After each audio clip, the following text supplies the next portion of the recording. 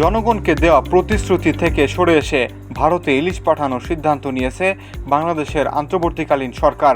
মূলত দুর্গাপূজা উপলক্ষে ভারতের অনুরোধে সাড়া দিয়ে ইলিশ দিতে রাজি হয়েছে বাংলাদেশের বাণিজ্য মন্ত্রণালয়, যার ফলে ৩,০০০ টন ইলিশ যাচ্ছে ভারতে। ইলিশ পাওয়ার কথা শুনে ভারতের জনগণ খুশি হলেও ক্ষোভে ফুঁসছে বাঙালিরা, কেননা কথা দিয়ে কথা রাখেনি সত্য দায়িত্ব নেওয়া বাংলাদেশের অন্তর্বর্তীকালীন সরকার। মৎস্য প্রাণী সম্পদ উপদেষ্টা ফরিদা আক্তার শুরুতে আশার বাণী শোনালেও এখন তার কিছু করার নেই বলে মন্তব্য করেছেন।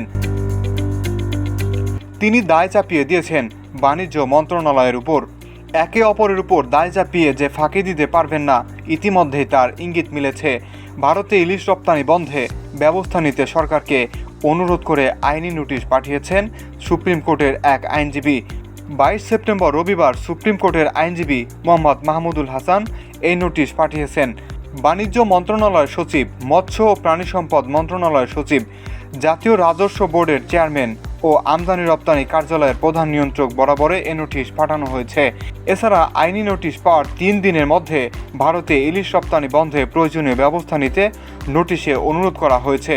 অন্যথায় এ বিষয়ে ব্যবস্থা নিতে হাইকোর্টে রিট পিটিশন দায়ের করা হবে বলে জানিয়েছে এই আইনজীবী। এই আইনি নোটিশে বলা হয়, ভারতের বিশাল ও বিস্তৃত সমুদ্রসীমা রয়েছে।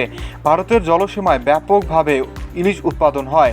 এই বিবেচনায় বাংলাদেশ থেকে ভারতে ইলিশ আমদানি করার কোনো প্রয়োজন নেই, কিন্তু ভারত মূলত বাংলাদেশের পদ্মা নদীর ইলিশ আমদানি করে থাকে।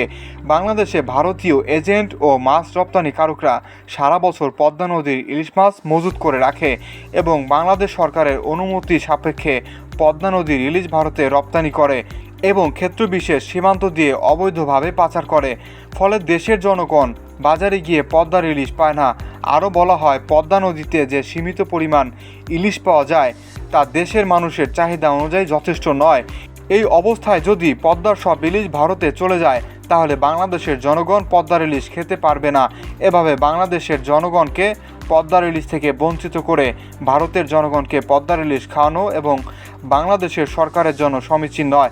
একথা সত্য যে বাংলাদেশে নিত্য প্রয়োজনীয় বিভিন্ন জিনিস ভারত থেকে আমদানি করে, কিন্তু ভারত সরকার কখনোই তার নিজ দেশের জনগণের চাহিদা না মিটিয়ে বাংলাদেশে রপ্তানি করে না।